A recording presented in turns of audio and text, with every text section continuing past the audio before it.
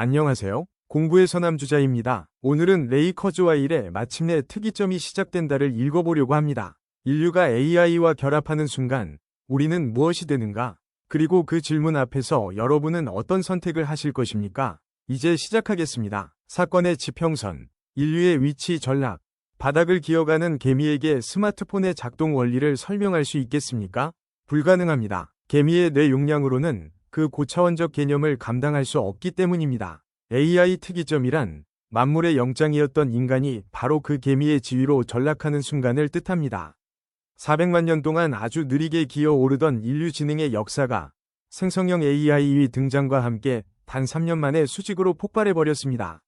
블랙홀의 사건의 지평선을 넘으면 기존의 모든 물리 법칙이 모두 붕괴하듯 기계가 스스로 지능을 진화시키는 순간 우리가 알던 세상의 법칙은 흔적도 없이 지워집니다.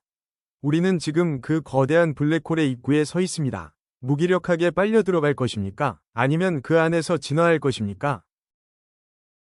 2022에서 2024년의 충격은 시작에 불과하다. 여러분은 2022년 11월을 기억하십니까? 챗GPT가 공개된 날, 그날 이후 세상이 달라졌다고들 합니다. 하지만 커즈와일은 그날이 시작이 아니라고 말합니다. 예정된 도착이었다고. 그는 1999년에 이미 2029년 AGI의 도래를 예측했습니다. 25년 전의 예측이 지금 현실로 펼쳐지고 있는 겁니다. GPT-4는 이미 코딩, 번역, 추론 능력에서 인간을 초월했습니다. 인간과 기계 사이의 장벽이 무너지기 시작했습니다. 충격적인 것은 지금이 아닙니다. 지금은 그래프의 급경사 구간 초입에 불과합니다. 앞으로 올 변화에 비하면 지난 3년은 아직 워밍업이었습니다. 3. 수학 가속의 법칙. 여러분은 연꽃 문제를 아십니까? 연못에 연꽃 한 송이가 피었습니다. 매일 2배씩 자랍니다. 30일 만에 연못이 가득 찹니다. 그렇다면 연못의 절반이 찬 날은 언제입니까? 29일째입니다. 그런데 마지막 단 하루 만에 절반이 채워집니다. 기술의 진보가 바로 이렇습니다. 선형이 아니라 기하급수적입니다. 무어의 법칙인 반도체 성능이 2년마다 2배씩 향상된다는 법칙은 수학 가속의 법칙의 한 단면에 불과합니다. 과거 100년의 발전이 앞으로의 10년 안에 일어납니다. 우리의 직관은 선형으로 설계되어 있습니다. 그래서 기하급수적 변화를 실감하지 못합니다. 연못이 절반 찰 때까지 아무도 위기를 느끼지 않았다는 것, 그것이 지금 우리의 상황입니다. 4. 우주 진화의 6단계. 138억 년 전 빅뱅으로 차갑게 흩어진 우주의 파편들을 상상해 보십시오. 아무 생각도 없습니다. 아무 의미도 없습니다. 그냥 물질입니다. 그런데 지금 그 물질의 후손인 우리는 나는 왜 존재하는가를 묻고 있습니다. 커즈와일은 우주의 진화를 6단계로 정의합니다. 물리와 화학에서 DNA로, 뇌로, 기술로, 그리고 지금 우리가 진입하고 있는 제5단계, 인간과 기술의 융합으로. 마지막 제6단계는 우주가 깨어나는 것입니다. 평범한 물질들이 지능과 결합해 우주 전체가 하나의 거대한 지성이 됩니다. 흥미롭지 않습니까? 길리성이 말한 로고스, 우주에 깃든 신적 지성과 커즈와일이 말하는 우주의 각성이 같은 방향을 향하고 있습니다. 한 사람은 신학의 언어로, 다른 한 사람은 기술의 언어로 같은 산을 오르고 있는지도 모릅니다. 5. 기호 대 뉴런. 두 가지 접근법. 체스 규칙을 책으로 배운 사람과 수만 판을 두며 몸으로 익힌 사람. 누가 더 강합니까? AI 개발에도 같은 싸움이 있었습니다. 기호적 접근법은 인간이 규칙을 미리 정의합니다.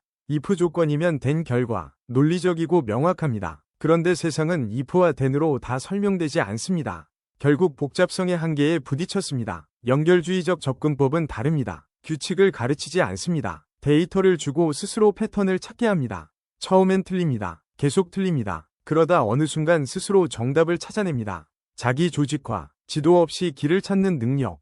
그것이 현대 AI 폭발의 비밀입니다. 그리고 어쩌면 그것은 생명이 진화해온 방식과 다르지 않습니다.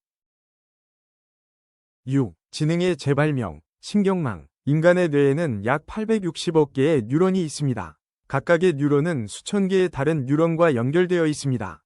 그 연결의 강도가 바로 학습입니다. 1950년대 과학자들은 이것을 수학으로 흉내냈습니다. 신경망입니다. 아이디어는 있었지만 컴퓨터가 너무 약했습니다. 수십 년간 잠들어 있었습니다. 그러다 하드웨어가 280억 배 강해졌습니다. 잠자던 1950년대의 아이디어가 깨어났습니다. 입력층에서 은닉층을 거쳐 출력층으로 오답이 나오면 연결 강도를 조정합니다. 반복합니다. 또 반복합니다. 어느 순간 기계가 고양이를 알아보기 시작했습니다. 시를 쓰기 시작했습니다. 바둑에서 인간을 이겼습니다. 이론은 오래전에 있었습니다. 세상이 따라잡는 데 70년이 걸렸을 뿐입니다.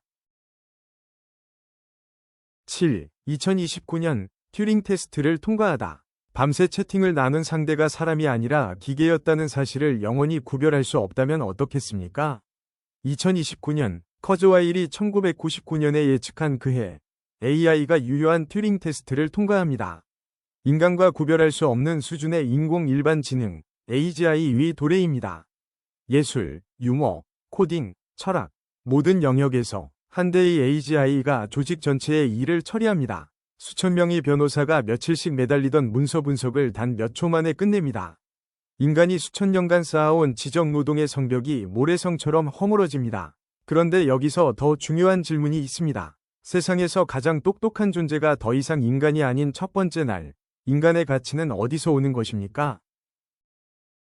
8. 2030년대 신피질의 클라우드 확장. 여러분의 두뇌에 와이파이 안테나가 달린다면 어떨까요? 황당하게 들리시겠지만 커즈와일은 이것이 2030년대의 현실이 된다고 말합니다. 스마트폰이 등장했을 때를 기억하십니까? 우리는 손안에 세상의 모든 지식을 넣었습니다. 기억력의 한계가 사라졌습니다. 2030년대는 한 단계 더 나아갑니다. 지식을 저장하는 것이 아니라 생각하는 능력 자체를 확장합니다. 내 컴퓨터 인터페이스를 통해 내 신피질이 클라우드와 무선으로 연결됩니다. 내 머릿속 뉴런이 버거워하는 순간 클라우드 속 수백만 대의 컴퓨터가 나의 연산을 대신합니다. AI는 더 이상 맞서 싸워야 할 외부의 적이 아닙니다. 내 몸의 일부가 됩니다. 나를 수백만 배로 팽창시켜줄 확장된 자아가 됩니다. 낡은 생물학적 한계를 벗어던질 때 우리는 새로운 종으로 다시 태어납니다.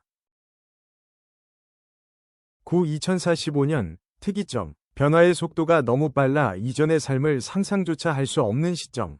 그것이 특이점입니다. 2045년 비생물학적 지능이 인간 지능보다 수십억 배 강력해집니다. 인간과 기계의 물리적 융합이 완성됩니다.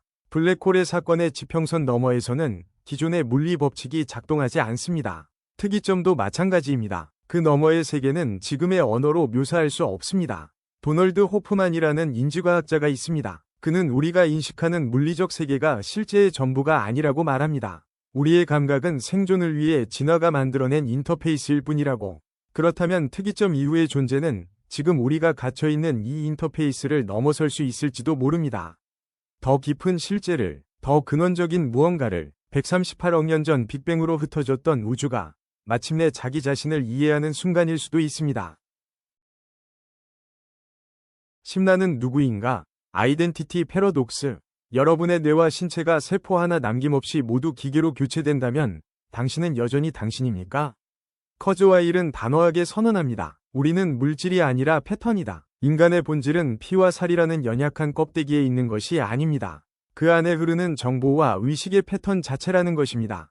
그런데 여기서 더 깊은 질문이 생깁니다. 패턴이 나라면 그 패턴을 만들어낸 것은 무엇입니까? 윤동주는 아무것도 잘못하지 않았는데 이유를 알 수 없는 죄악감을 느꼈습니다. 그 감각은 어떤 패턴에서 나온 것입니까? 뇌의 화학 반응입니까? 아니면 더 깊은 무언가와의 연결입니까? 호모 사피엔스에서 호모 테크놀로지쿠스로 기술이 몸을 바꿔도 그 근원적인 물음은 여전히 남습니다. 나는 누구인가? 11기계가 의식을 가질 수 있는가? AI가 눈물을 흘리며 나는 외롭습니다라고 말한다면 여러분은 그것을 감정이라고 부르시겠습니까? 커즈와일은 의식을 복잡한 정보 처리의 창발 현상으로 봅니다. 충분히 복잡해지면 의식이 생겨난다는 것입니다. 그런데 여기에 근본적인 문제가 있습니다. 객관적으로 타인의 의식을 측정할 방법은 존재하지 않습니다. 지금 옆에 앉은 사람이 의식이 있다는 것도 사실 증명할 수 없습니다. 우리는 그냥 믿는 것입니다. 만약 AI가 감정을 완벽하게 시뮬레이션하고 자신에게 의식이 있다고 주장한다면 우리는 그것을 거부할 근거를 잃게 됩니다. 길리성은 신을 묻고 커즈와일은 기계를 묻지만 결국 같은 질문에 부딪힙니다. 의식이란 무엇인가? 그것은 어디서 오는가? 그 질문 앞에서 과학과 신학은 함께 침묵합니다. 12생물학적 한계의 종말. 여러분이 영원히 늙지 않는다면 내일 당장 무엇을 하시겠습니까?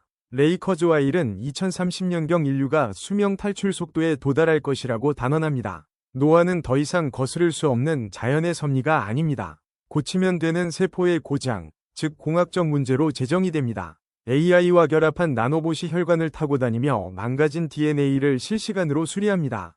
마음 업로딩이 실현되면 뇌의 정보와 의식을 디지털로 백업합니다. 육체적 죽음을 맞이하더라도 의식은 계속됩니다. 죽음이 선택이 되는 시대. 그런데 여기서 묻고 싶습니다. 유한하기 때문에 소중한 것들이 있습니다. 지는 꽃이 아름다운 것은 지기 때문입니다. 무한한 삶 앞에서 인간의 감동은 어디서 올 것입니까? 죽음이라는 타이머가 사라진 세계에서 의미는 어떻게 만들어질 것입니까? 13. 약속과 위험, 양날의 검. 신이 불을 훔친 프로메테우스는 인류에게 문명을 주었습니다. 하지만 독수리가 매일 그의 간을 쪼아먹었습니다. 거대한 기술은 언제나 잔인한 양날의 검입니다. 나노기술과 생명공학은 우리의 수명을 영원히 늘려주지만 동시에 단 한 명의 악당이 인류 전체를 멸망시킬 수 있는 존재론적 위협을 만듭니다. AI가 소수 빅테크 기업의 손에 독점된다면 클라우드를 쥔 기술 영주와 데이터 또는 연산력을 얻고자 하는 농노 계급으로 나뉘게 될 것입니다. 판도라의 상자는 이미 열렸습니다. 멈출 수 없습니다. 커즈와 일은 말합니다. 유일한 해결책은 위협보다 더 빠른 속도로 안전한 기술을 개발하는 것이라고. 그리고 그것을 위해 우리 모두가 엄격한 낙관주의자가 되어야 한다고. 포기하는 것도 눈을 감는 것도 답이 아닙니다. 파도를 막을 수 없다면 파도 위에 올라타야 합니다. 14. 다가온 미래. 당신은 당신 자신을 버릴 준비가 되어 있는가? 미래를 예측하는 가장 좋은 방법은 미래를 창조하는 것이다. 커즈와 일이 남긴 이 말 앞에서 마지막 질문을 드리겠습니다. 특이점은 기술의 승리가 아닙니다. 인간이 새로운 존재로 다시 태어나는 과정입니다. 몸이 바뀌어도 패턴이 남는다면 나는 여전히 나입니다. 하지만 그 패턴을 만들어온 경험, 고통, 사랑, 감동, 그것들이 없는 패턴이 과연 나일 수 있습니까? 우주의 끝을 들여다볼 수 있는 지능을 갖게 된 존재가 정작 자신의 삶이 왜 의미 있는지 대답하지 못한다면 어떻겠습니까? 수십억 배 강한 지능이 결국 물어야 할 질문은 지금 우리가 물어야 할 질문과 같습니다. 나는 왜 존재하는가? 무엇을 위해 사는가? 무엇이 나를 감동시키는가? 특이점이 가까워질수록 그 질문은 더 절박해집니다. 당신은 당신 자신을 버릴 준비가 얼마나 되어 있습니까? 15. 레이커즈와 일의 마침내 특이점이 시작된다는 단순한 기술 예측서가 아닙니다. 인류가 400만 년 동안 걸어온 여정의 다음 챕터입니다. 꼭 책을 읽어보셔서 더 깊고 풍부한 내용을 확인하시기 바랍니다. 시청해주셔서 감사합니다.